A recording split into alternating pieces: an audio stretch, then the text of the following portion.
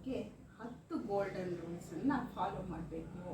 ಯಾವುದದು golden rules, 10 golden rules ಅಂತ ಹೇಳಕ್ಕೆ ಬಂದಿದ್ದೀನಿ.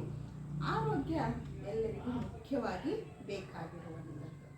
ಆರೋಗ್ಯವೇ ಭಾಗ್ಯ, ಆರೋಗ್ಯವೇ ಭಾಗ್ಯ ಅಂತ ಎಲ್ರಿಗೂ ಗೊತ್ತು ಅಲ್ವಾ? ಅದಕ್ಕೆ ಕೆಲವು ರೂಲ್ಸ್ಗಳನ್ನು ನಾವು ಫಾಲೋ ಮಾಡಬೇಕು.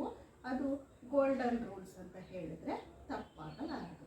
ನಮ್ಮ ಆರೋಗ್ಯ ನಮ್ಮ ಕೈಯಲ್ಲಿ, ನಮ್ಮ ಆರೋಗ್ಯ ನಮ್ಮ ಕೈಯಲ್ಲಿ ಅಂದಮೇಲೆ ನಾವು ಈ ರೂಲ್ಸ್ಗಳನ್ನು ಫಾಲೋ ಮಾಡಲೇಬೇಕು.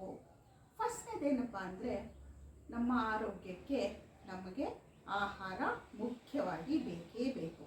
ಆರೋಗ್ಯ ಇಲ್ಲದಲೇ ನಮ್ಮ ದೇಹ ಚಲನೆ ಆಗದೇ ಇಲ್ಲ. ಯಾವ ರೀತಿ ಗಾಡಿಗೆ ಪೆಟ್ರೋಲ್ ಬೇಕೋ ಅದೇ ರೀತಿ ನಮ್ಮ ದೇಹಕ್ಕೆ ನಮಗೆ ಆಹಾರ ಬೇಕೇ ಬೇಕು. ಈ ಆಹಾರದ ರೂಲ್ಸ್ ಏನಪ್ಪ ಅಂದರೆ, ನಮ್ಮ ತಟ್ಟೆಯಲ್ಲಿ ನಾವು ತಿನ್ನುವಾಗ ಅರ್ಧ ಭಾಗ ತರಕಾರಿ ಮತ್ತು ಸೊಪ್ಪನ್ನು ಮೀಸಲಾಗಿಟ್ಕೋಬೇಕು. 25% ಪ್ರೋಟೀನ್ ಯುಕ್ತ ಆಹಾರವನ್ನು ಸೇವನೆ ಮಾಡಬೇಕು. ಇನ್ನು 25% ಮಾತ್ರ ಅನ್ನವನ್ನು ತಿನ್ನಬೇಕು. ಆಗ ನಮ್ಮ ಆರೋಗ್ಯ ನಾವು ಹೇಳ್ದಂಗೆ ಕೇಳೋ ರೀತಿಯಲ್ಲಿ ಇರುತ್ತೆ. ಇಲ್ಲ ಅಂದರೆ ನಾವು ಕಾಯಿಲೆ ಬೀಳುವಂಥದ್ದು ಗ್ಯಾರಂಟಿ. ನಾವು ದುಡಿಯೋದೇನಕ್ಕೆ? ನಾವು ದುಡಿಯೋದು ಮನೆಗೆ, ಮಡದಿಗೆ, ಮಕ್ಕಳಿಗೆ, ಗಂಡನಿಗೆ ಅಂತ ಹೇಳಿಬಿಟ್ಟು ದುಡಿತೀವಿ. ನಮಗೋಸ್ಕರನೂ ಸಹ ನಾವು ದುಡ್ಕೋಬೇಕು ಅಂತ ಅಂದರೆ ಆರೋಗ್ಯವಾಗಿ ಇರಬೇಕು. ಆರೋಗ್ಯ ಇಲ್ಲದಿದ್ದರೆ ಏನು ಮಾಡೋಕ್ಕೆ ಸಾಧ್ಯ ಇಲ್ಲ. ಇನ್ನು ಎರಡನೇ ಗೋಲ್ಡನ್ ರೂಲ್ಸ್ ಏನಪ್ಪ ಅಂದರೆ, ನಾವು ನಮ್ಮ ದೇಹಕ್ಕೆ ಸಾಕಷ್ಟು ನೀರನ್ನು ಕುಡಿಬೇಕು. ನಾವು ದಿನಕ್ಕೆ ಏನಿಲ್ಲ ಅಂದರೂ 2.5 ಲೀಟರಿಂದ 3 ಲೀಟರು ನೀರನ್ನು ಕುಡಿಲೇಬೇಕು. ಇಲ್ಲ ಅಂದರೆ ನಮ್ಮ ಆರೋಗ್ಯಕ್ಕೆ ತುಂಬಾ ಎಫೆಕ್ಟನ್ನು ಕೊಡುತ್ತೆ. ಯಾಕಪ್ಪ ಅಂದರೆ, ನಾವು ಆಹಾರ ತಿಂದ ಮೇಲೆ ಅದು ಜೀರ್ಣ ಆಗಬೇಕು ಅಂದರೆ ನೀರಿನ ಅವಶ್ಯಕತೆ ತುಂಬ ಇರುತ್ತೆ. ಅದಕ್ಕೋಸ್ಕರ ನಾವು ನೀರನ್ನು 2 ಲೀಟರ್ ಅಟ್ಲೀಸ್ಟು ದಿನಕ್ಕೆ ಕುಡಿಲೇಬೇಕಾಗುತ್ತೆ. ಇವಾಗ ನಾವು ಗಿಡಕ್ಕೆ ನೀರು ಮತ್ತು ಗೊಬ್ಬರವನ್ನು ಕೊಟ್ಟರೆ ಅದು ಬೆಳೆಯೋದು. ಅದೇ ರೀತಿ ನಮ್ಮ ದೇಹಕ್ಕೆ ಆಹಾರವನ್ನು ಕೊಡಬೇಕು ಮತ್ತು ಸಾಕಷ್ಟು ಪ್ರಮಾಣದಲ್ಲಿ ನೀರನ್ನು ಸಹ ನಾವು ಕೊಡಲೇಬೇಕು. ಮತ್ತು ಮತ್ತೊಂದು 3ನೇ ರೂಲ್ಸು ಏನಪ್ಪ ಅಂದರೆ, ನಾವು ಒಂದು ದಿನಕ್ಕೆ ಅಟ್ಲೀಸ್ಟು 8,000ದಿಂದ 10,000 ಹೆಜ್ಜೆಗಳನ್ನು ನಡಿಲೇಬೇಕು. ಆಗ ಆರೋಗ್ಯ ಚೆನ್ನಾಗಿರುತ್ತೆ. ನಮ್ಮ ದೇಹನೂ ಸಹ ಆ ಆರೋಗ್ಯಕ್ಕೆ ವ್ಯಾಯಾಮ ಕೊಟ್ಟಂತೆ ಆಗುತ್ತೆ. ಅದಕ್ಕೋಸ್ಕರ ನಾವು ನಡಿಲೇಬೇಕು. ಇನ್ನು ನಾಲ್ಕನೇದೇನಪ್ಪ ಅಂದರೆ, ವ್ಯಾಯಾಮವನ್ನು ಮಾಡಬೇಕು, ಯೋಗ ಮಾಡಬೇಕು, ಇಲ್ಲಾಂದರೆ ಸೈಕ್ಲಿಂಗ್ ಮಾಡಬೇಕು. ಏನಾದರೂ ಒಂದು ನಮ್ಮ ದೇಹಕ್ಕೆ ಒಂದು ಎಕ್ಸಸೈಸನ್ನು ಮಾಡಲೇಬೇಕು.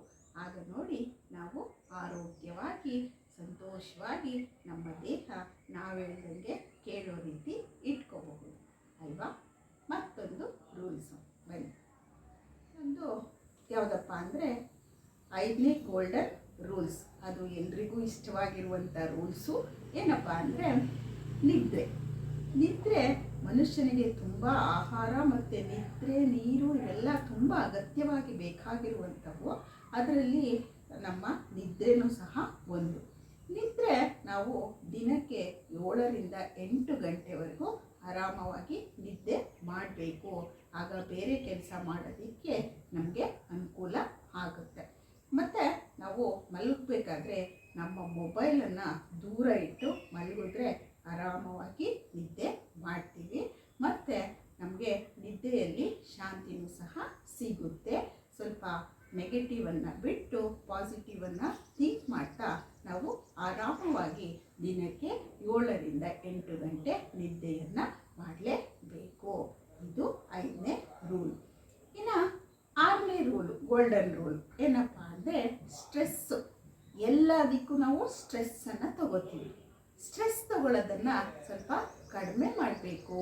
ಮನಸ್ಸನ್ನು ಶಾಂತವಾಗಿ ಇಟ್ಕೋಬೇಕು. ಇದು 7ನೇ ರೂಲ್ಸು.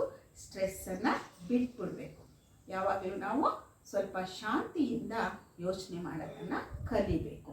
ಇದು 6ನೇ ರೂಲ್ಸ್, ಗೋಲ್ಡನ್ ರೂಲ್ಸ್. ಈ ಸ್ಟ್ರೆಸ್ ಅನ್ನೋದು ಸೈಲೆಂಟ್ ಕಿಲ್ಲರ್ ಥರ, ಅದು ನಮ್ಮನ್ನು ಕೊಂದು ಹಾಕ್ಬಿಡುತ್ತೆ. ಅದಕ್ಕೆ ನಾವು ಶಾಂತವಾಗಿ ಯೋಚನೆ ಮಾಡೋದನ್ನು ಕಲಿಬೇಕು, ಧ್ಯಾನ ಮಾಡಬೇಕು, ಪಾಸಿಟಿವ್ ಆಗಿರಬೇಕು.